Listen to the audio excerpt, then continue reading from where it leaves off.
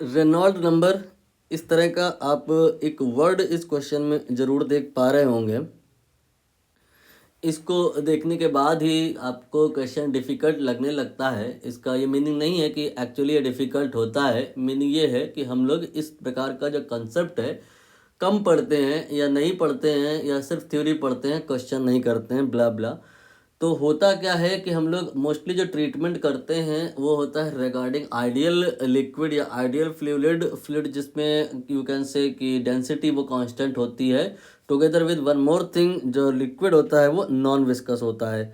तो दो वर्ड यहाँ पर आए, एक इनकम्प्रेसिबल और एक नॉन विस्कस। ये दो वर्ड अटैच रहते हैं आपके फ्लूइड के साथ, तब हम स्टडी करते हैं। और ये जो रेनॉल्ड नंबर वाली बातें होती हैं, और यहाँ पर आप देख रहे होगे ये जो इक्वेशन लिखी है जिसको हम लोग डायमेंशनली एनालाइज करते हैं, जिसका डेरिवेशन पॉसिबल नहीं रहता और समझ में तब भी नहीं आता।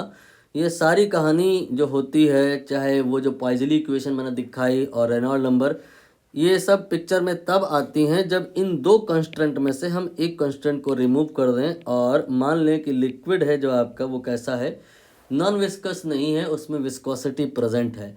तो विस्कोसिटी प्रेजेंट होने की कंडीशन में क्या क्या चेंजेस आते हैं, ये आपके क्लास में जो थ्योरी होती है उसका स्क्रीनशॉट है। इस पर हम लोग कई बार चर्चा कर चुके हैं और बता चुके हैं। ये स्टोक्स लॉ से ही मिलता जुलता लॉ है जो किसी किताब में नहीं लिखा है। एक रिलेशन जिसको हमने अपने मन से ही एज्यूम कर लिया है, और अगर एज्यूम कर लें तो सारा कुछ इजीली डराइव हो जाता है। लाइक ये रिलेशन जिसको पॉइजली इक्वेशन बोलते हैं, इस पर क्वेश्चन आता है और इसे याद नहीं किया जा सकता है, वो आप डराइव भी कर सकते हैं। आप बोलेंगे इसको तो डायमेंशनली भी डराइव करते हैं, बट उसमें लूप होल ये आ जाता है कि पाई और 8 के फैक्टर नहीं समझ आते कि कहाँ से आ रहे हैं।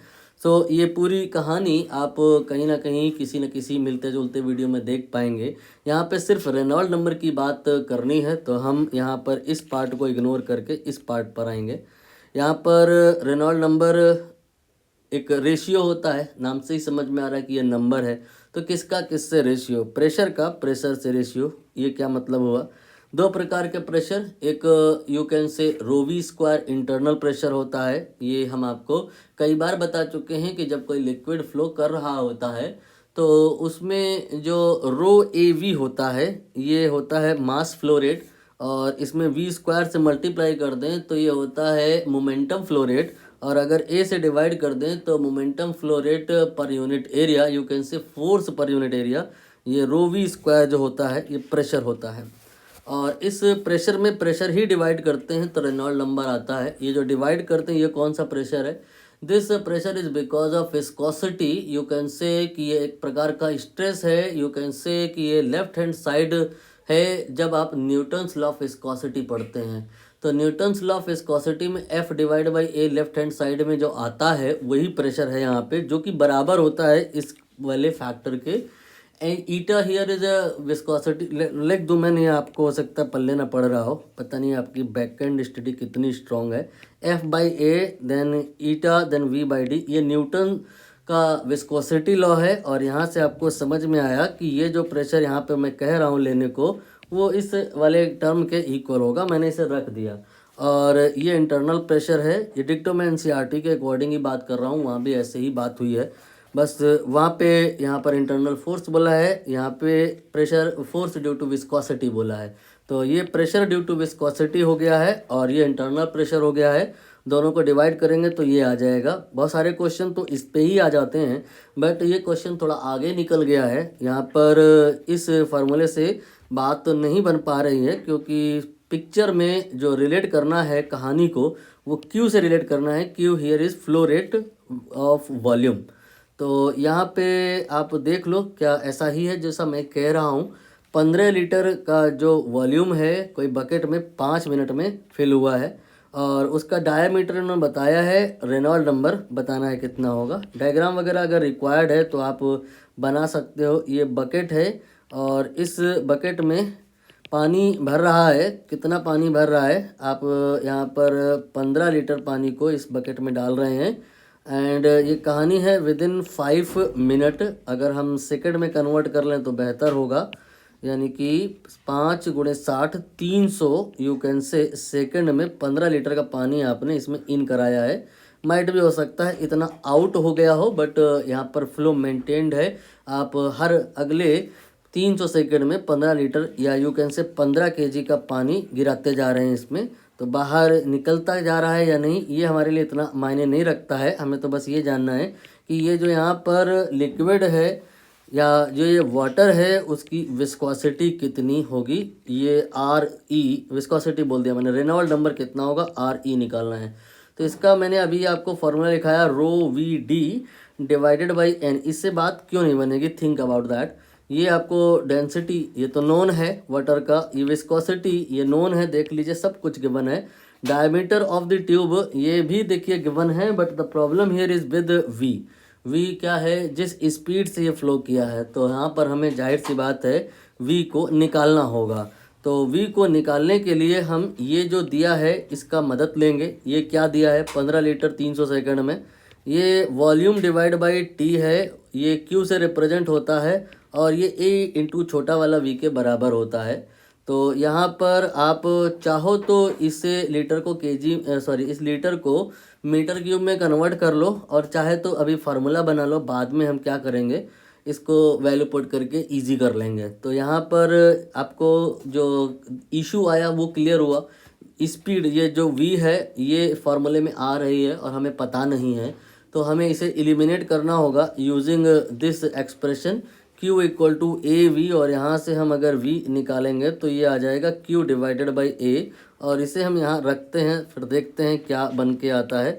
आर ई इक्वल टू हो जाएगा रो, देन V की जगह पे हमने कहा आपसे कि रखना होगा Q, and then divided by A, A here is area, then इसके बाद में रो वी डी। तो रो हो गया, V हो गया, और अब ये ट्यूब डायामीटर आ जाएगा, और डिवाइडेड बाई ये विस्कोसिटी आ जाएगा। ये आसानी से समझ में आने वाली बात है। और अब यहाँ पर आप ध्यान से समझो, तो जो ए है, area of the cross section of the tube, वो डायमीटर के टर्म में रिप्रेजेंटेबल है। इसे आप ऐसे लिखोगे, then Q and it will be pi D square by 4। तो 4 मल्टीप्लाई में आएगा, और यहाँ पे डी हो जाएगा, एंड डिवाइडेड बाई ये ईटा हो जाएगा, और आर ई का एक नया एक्सप्रेशन प्रिपेयर हो जाएगा 4 देन रो।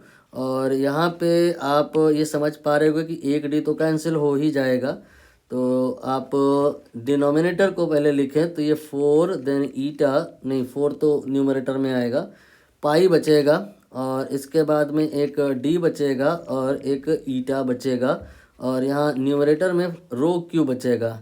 अब आप यहाँ पर एक बार ध्यानपूर्वक समझो, क्या ये जो रो और क्यू मल्टीप्लाई हो रहे हैं इसे हम मास से रिलेट कर सकते हैं? क्यों नहीं कर सकते हैं? इसको आप अगर देखो तो ये आपका वॉल्यूम डिवाइड बाई टी के बराबर होता है, और ये है आपका डेंसिटी और ये है वॉल्यूम।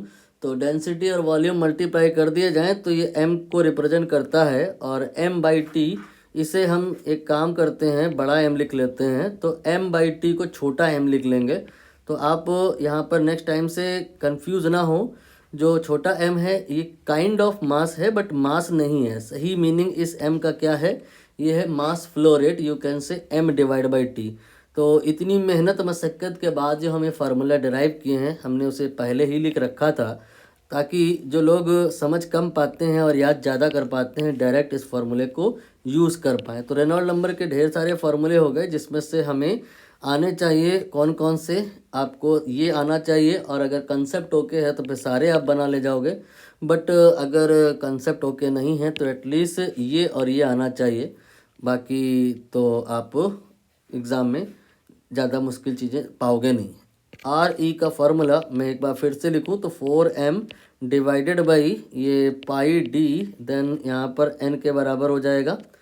अब यहाँ पर हम क्या करेंगे, वैल्यूज़ पुट करेंगे। जैसे कि m की अगर हम बात करें तो m अभी मैंने आपको बताया ये है कैपिटल M बाई टी। यहाँ पे ये दिया है कि भाई 15 लीटर, मतलब ये 15 kg भी तो हुआ ना, ये m का वैल्यू हो गया और ये t का वैल्यू हो गया। तो यहाँ पे 15 डिवाइडेड बाई 5 मिनट का मतलब 300 सेकंड हो गया। ये आपने पुट किया, ये पुट किया, और अब डिवाइडेड बाई पाई, और फिर ये जो डी है ये ट्यूब डायामीटर है, जो कि 2/रूट पाई के इक्वल है। और इसके बाद में कोफिशिएंट ऑफ विस्कोसिटी पे बात करेंगे, ये 10 की पावर -3 है। यूनिट मैंने शायद चेक कर ली है, कहीं कोई इशू नहीं है, नहीं इशू है।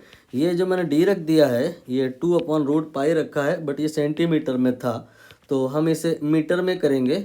10 की पावर -2 से मल्टीप्लाई करेंगे और अब जब हम इसका सिंप्लीफिकेशन करेंगे तो ये आ जाएगा 10,000 डिवाइड बाय √π, और पाई की वैल्यू हम 3.14 अगर लेके चलें, हल्की सी बिट हार्ड कैलकुलेशन हो जाएगी, but still we can guess कि आंसर कितना आएगा। जैसे कि यहाँ पे 3.14 है, आप इसको 314 डिवाइड बाय 100 मानो और इसके स्क्वायर रूट के बारे में इमेजिन करो। तो ये 314 का स्क्वायर रूट, 17 का स्क्वायर सोचो और फिर 18 का स्क्वायर सोचो, तो 289 और 324 के बीच में आ रहा है ये मामला। तो यू कैन से ये आपका 17 और 18 के बीच में कहीं होगा, और डिवाइड बाई ये आपका 100 का स्क्वायर रूट 10 हो जाएगा।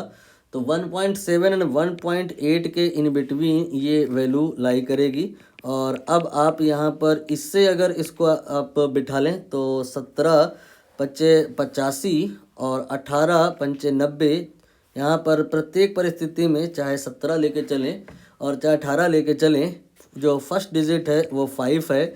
बाकी अगर आप यहाँ पर ऑर्डर, ये डेसिमल मतलब कहाँ आएगा, उस पर समझने की कोशिश करें तो आप समझ जाओगे कि 5 एंड जो आंसर होगा वो आपका हज़ारों में आएगा। मतलब ये 10,000 है और ये ज़्यादा से ज़्यादा 2 ले सकते हो आप, तो ये आपका हो गया 10,000 बटे 2 5,000। तो 5,000 ये लेकिन 2 नहीं है, उससे थोड़ा कम है, तो 5,000 से थोड़ा सा आप बढ़ा करके चलो तो आंसर ये आपका 5500 आएगा। इस प्रकार से कैलकुलेशन करी जाती हैं एग्ज़ाम में। एग्जैक्टली समटाइम कर पाना मुश्किल रहता है तो ऑप्शंस की हम लोग हेल्प ले लिया करते हैं। आई होप आपको कैलकुलेशन की स्किल भी क्लियर हो रही होंगी।